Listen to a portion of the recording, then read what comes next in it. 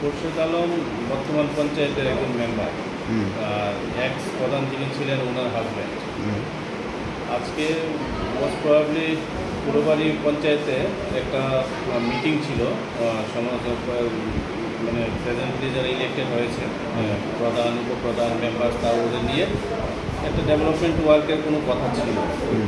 তো ওই সব কথাবার্তা নিয়ে হঠাৎ খুরশেদ আলম এবং পূর্ণিমা নামা একজন মেম্বার, তো দুজনের মধ্যে বর্ষা হয়।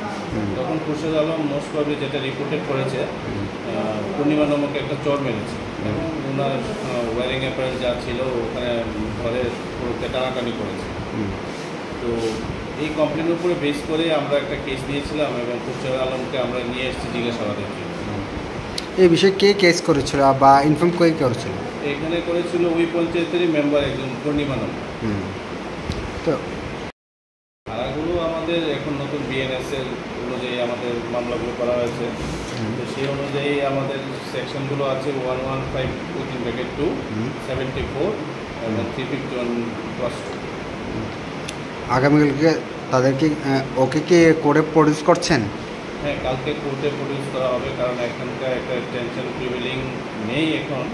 তবুও যেহেতু মানে পঞ্চায়েতের মধ্যে ঘটনা, তবে আমরা কেয়ারফুলি বিষয়টা হ্যান্ডেল করেছি এবং আপাতত সিচুয়েশন নর্মাল।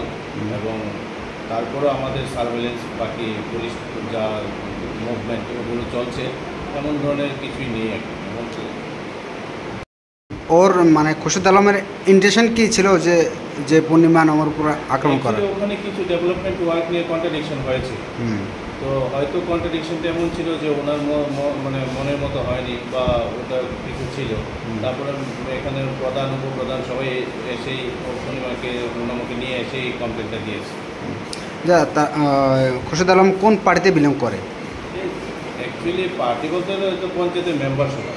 হ্যাঁ, তো পার্টি তো একটাই, ওই যে এখন যে রুলিং গভর্নমেন্ট পার্টি। আর পূর্ণিমা নামও একই পার্টি, মানে শাসক দল। বিষয় নিয়ে মানে অ্যাকচুয়ালি ম্যাটারটা একটা কন্ট্রাডিকশন হয়। শাসক দলের মধ্যে তারা বিলং করছে।